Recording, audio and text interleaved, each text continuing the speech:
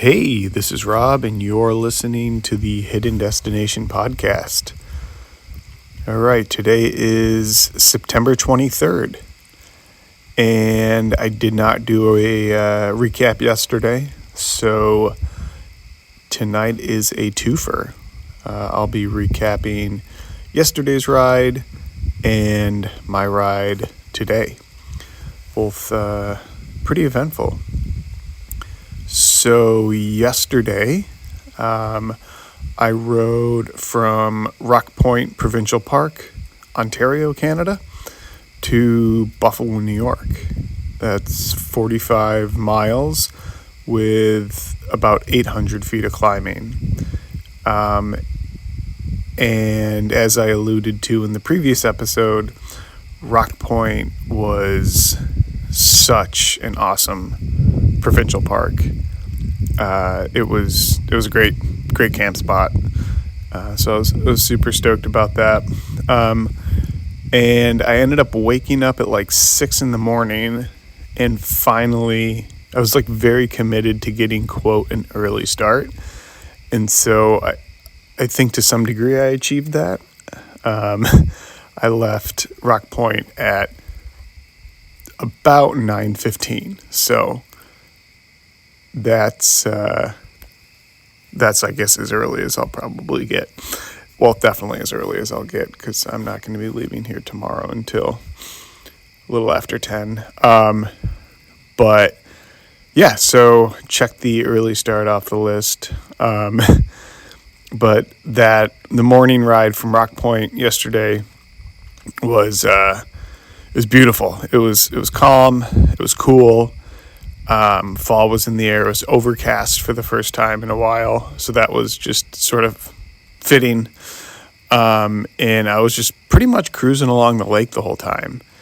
It was really nice. I ended up stopping in Port Colborne, and that was a cool little port town. One of the last port towns, second to last port town before Fort Erie. And when I pulled up, there was a bunch of cyclists out in front of this coffee shop. And I went into, we started chatting with them. They were asking me about where I was, what I was doing, the tour and everything. And I went in, used the restroom and grabbed coffee. And then I went out on the deck and I pulled up a chair at a table next to them, and they invited me to sit with them, and we spent a good half hour getting to know each other and chatting. It was really nice. They were all coworkers, all three of them. I think it was Ryan, Rahul, and I forgot the other guy's name, but they were all really personable guys, and enjoyed spending some time with them. And then, after that, rode to Fort Erie, where I officially completed the Lake Erie Connector route, which terminates at the Peace Bridge. So that was an exciting accomplishment. I caught a pretty nice tailwind pretty much that whole way, so I was cooking. It was all rail trail from Port Colborne to Fort Erie, so that was also quite nice. And then I made my way to the Peace Bridge. It was virtually impossible to find where pedestrians cross. I've crossed that multiple times on my bike before, but they were doing construction, and I could not find the hidden pedestrian cyclist entrance to the border crossing. And so I ended up just going up and around with all of the cars and trucks. And I passed the duty-free store, and I was like, I should get a cigar, because I wanted a celebratory cigar at some point. And so I go into the duty-free store, and they have cigars, but they're only like 20 packs for like hundreds of dollars. And funny story, when I went into the duty-free shop, a woman approached me immediately, and she's like, "Hi, are you crossing the border?" I was like, "Yeah." She's like, "Okay, because in recent months, we've had a huge uptick in cyclists just riding to the duty-free store, buying stuff. They're from Canada and just riding back to Canada." So I was like, "No, I can assure you, I'm crossing the border. Please point me to the cigars." And so she did. And I will say, Canada's use of scare tactics on their nicotine products is, actually more their tobacco products, is very, very, very effective. All of the cigars have pictures of people with blackened lungs and throat cancer, and I don't know how you smoke in Canada. It is super effective. I immediately looked at those and I was like, I'm all set. That's disgusting. And I left. So yeah, kudos to you, Canada, for doing that, because it works. At least it worked for me. But I also didn't want to spend a ton of money on a giant pack of cigars. So either way, I left. And then, made my way across the Peace Bridge. Crossing the border on a bicycle, especially on a weekend, is amazing because you just ride past the entire lineup of traffic. And you immediately go into this little vestibule, and a U.S. border agent checks you in. Within no time. It took 5 minutes. It's great. And there's never a hassle. So across the Peace Bridge, made it into the USA, into Buffalo. And then I rode to Josh Leonardo's and Morgan Leonardo's in I don't know what neighborhood they live in, but it's by the zoo, right by Delaware Park. So it was a pretty quick ride from the Peace Bridge up to the neighborhood. Super cool neighborhood up there. The whole Delaware Park area of Buffalo is it's one of my favorites. Josh lives in a big old home. It has a very Park Ave feel, all these old residential homes from turn of the century that got converted into apartments. And I guess Josh was saying that all those homes in that neighborhood were built during the Pan American Expo in Buffalo in the 1900s. So a lot of cool history down there. And Buffalo is just an amazing city. And Josh and Morgan are both amazing people. And it was just such a great way to start wrapping this thing up, with seeing them last night. So that was super special. So got to spend some good quality time with Josh, and we made dinner, and then I set out the next morning, which is today's ride. So today's ride was Buffalo to Red Rock Ponds. I rode 62 miles with 970 feet of climbing. Again, this is all super, super, super flat. Given the fact that I'm following either the lake or the Erie Canal. And so, no more big climbs, which is great. But after leaving Josh's, had some coffee there in the morning. I wanted to enjoy the morning, spend some time with him, and let all the rain pitter out, because the highest probability for precipitation that day was what I thought was in the morning. but that didn't seem to be the case. So I ended up leaving around 10 o'clock when the morning rain had stopped, and rode the Tonawanda Rail Trail. The wind was coming out of the south at that point, and I had an amazing tailwind. And that was my first time riding the Tonawanda Rail Trail, so that was cool. It was a super nice trail. I found an apple tree, so I grabbed some apples, shoved them in my pannier for dinner, and then it started raining like crazy.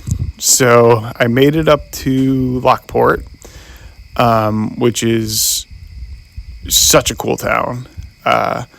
The lock system, as sort of the namesake of the town, is incredible. It's very ancient and scenic. It's a very antiquated looking set of structures, and there's just one vantage point of Lockport where there's this super old turn of the century boat amongst all the locks with an old steel railroad trestle in the background, and it looks so cool. So yeah, Lockport's pretty awesome. And from Lockport, it started raining, and I hopped on I was on the Empire State Trail and hopped on the Erie Canal Trailway, or whatever they refer to it as, and I had a headwind, and the trail was super saturated and muddy, and I immediately was like, nope, this is not happening. So the canal path from Lockport to Albion is not in great shape. It's probably I can certifiably say it is the worst part, having ridden the whole thing now, of the entire Empire State Trail, minus some of the road sections, because there's some road sections out by Savannah before Syracuse that suck. But I was like, there's no way I'm going to be able to ride this. It was just a very direct headwind, no coverage because you're on the canal, and it was just mucky. So I looked at my map and saw that Route 31 basically runs parallel to the canal. And I was like, all right, well, I'll take traffic over this. So I made my way over to Route 31, and I guess I didn't realize this, but that's U.S. or New York Bike Route 5. And it was pretty great. The shoulder, for most of it, was huge and really well maintained. There were some sections when you cross over into Orleans County that I did not enjoy much. The shoulder kind of thinned out a little bit.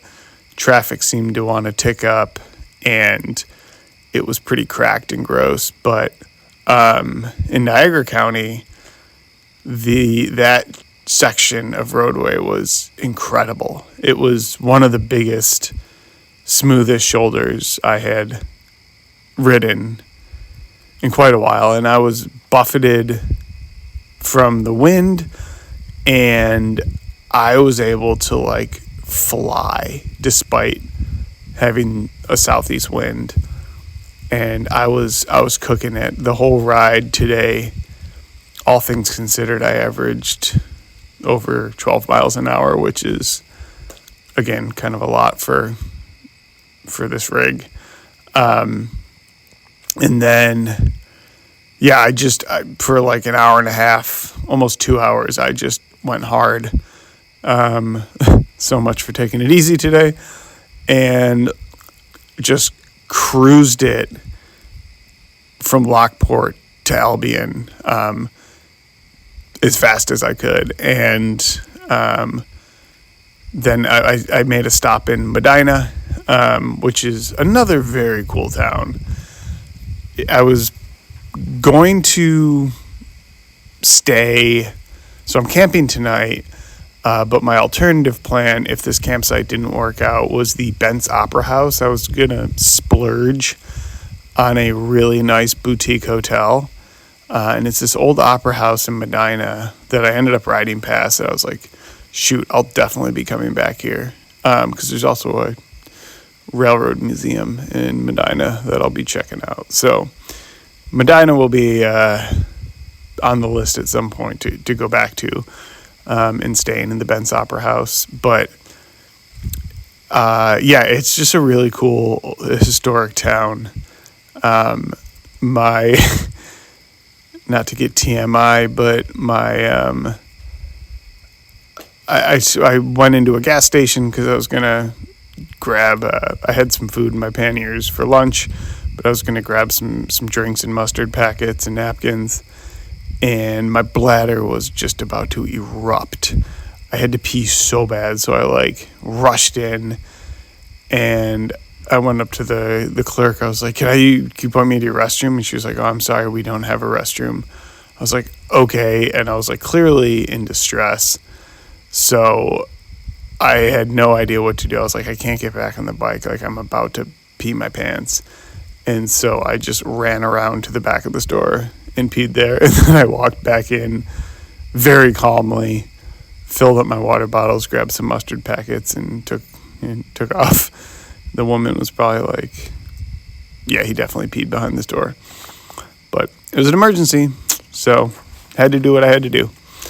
And then hop back on US Bike Route, or New York Bike Route 5, and smashed pedals to Albion, where I stopped at a Walmart and got some frozen veggies for dinner and breakfast. And then after that, rode through Albion, which was so. Stopped and grabbed a cigar at a interesting smoke shop. I think I'm going to save that cigar for tomorrow. It's a little too late for a cigar, as maybe a celebratory cigar once I get back to home base. And then I rode the Empire State Trail, the canal path from Albion to Red Rock Ponds, which is an amazing freaking campsite. It's an RV resort, and I had contacted them to see if they even allow tent camping, because a lot of RV resorts don't allow that. And from what I could gather online, the rates were very expensive. And now, having seen the place, I get why. So I ended up speaking with a woman who I think runs the place this morning on my ride in, and she was like, we allow tent camping for cyclists. Are you on a bicycle or a motorcycle? I said, well, I'm on a bicycle.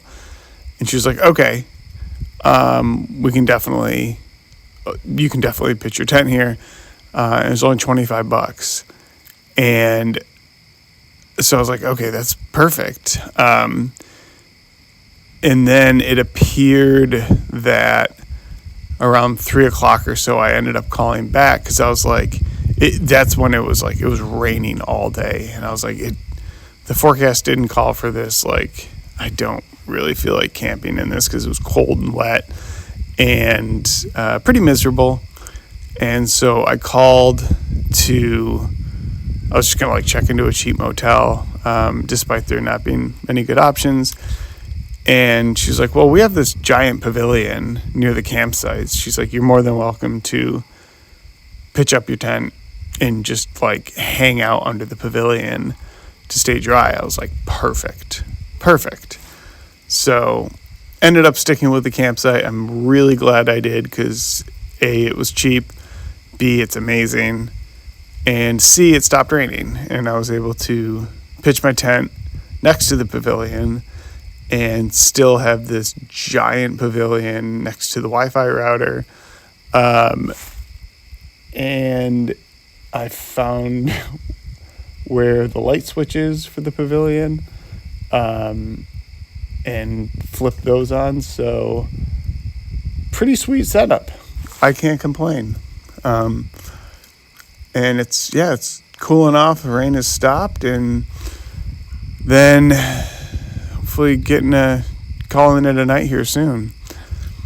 I'm going to set out tomorrow towards Holly, and then my buddy Dylan Pudiak is going to meet me in and around the Brockport area and ride home with me. So that'll be really exciting. So looking forward to that. And tomorrow I'll be rolling up to Avalon Drive at around 3:30ish. So, damn, completed the loop. Wild. It's wild. It was definitely the right move to ride back to the front door versus continue out west and take some sort of train or airplane or car back, because this slow reintegration back into home is just, it feels so appropriate. And with, I think today's the official first day of fall, with fall in the air and just sort of the familiar smells and just being on familiar terrain. I've ridden this Empire State Trail so many times, this section of it. It's pretty spectacular. So, feeling super lucky. But yeah, from Red Rock Ponds, and ta-ta for now.